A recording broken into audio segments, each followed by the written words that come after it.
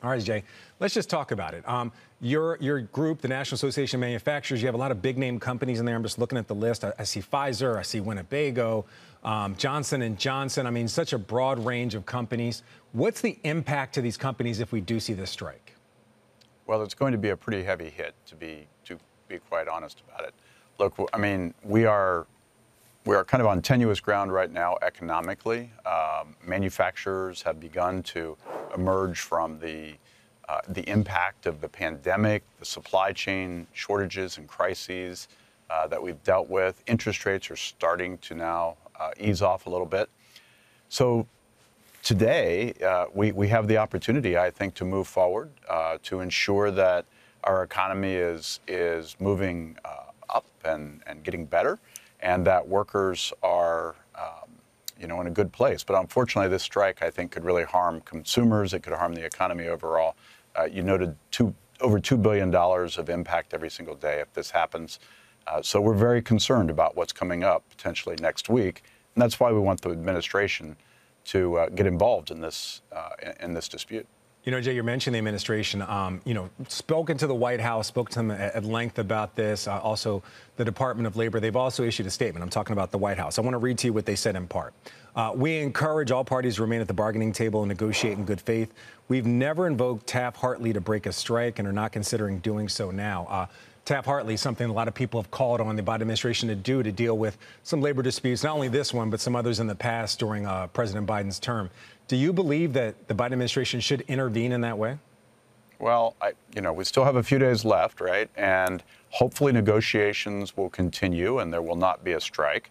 I think that's the most important thing that can happen. Both sides come to the table, try to work something out.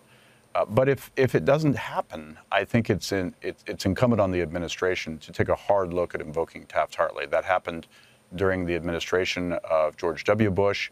We haven't had a strike with these ports in over 50 years. And so the economic impact of this could be pretty consequential. And I don't think the administration, as we're just really starting to get our feet under us in the manufacturing sector, I don't think they want to see that be taken away from us. You know, I really want to kind of lean in on this, Jay. I mean, we showed the numbers, we're showing some of the industries, but when you say that these different companies could be hurt, exactly what do you mean? Would it make them less competitive? Would it, increase? Well, I'm sorry, please go ahead. Yeah, no, of course it makes them less competitive. Of course it drives up the costs. But I think you have to look at the entire impact on the economy. It's not just the businesses that are impacted. Ultimately, business will continue, and we'll figure out alternatives if necessary. Yes, we can go to Canada. Yes, we can go to Mexico.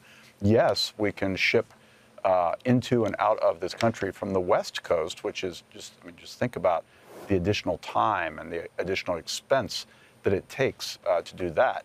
But what really is impacted are the consumers of this country. Some of the biggest imports that we have coming into the East Coast are, coffee and beverages.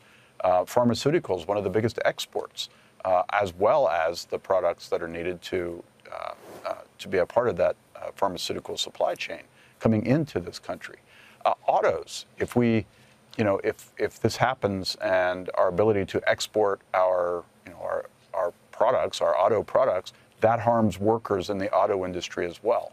So the knock-on effect of a shutdown or of a strike really are quite damaging across the entire economy.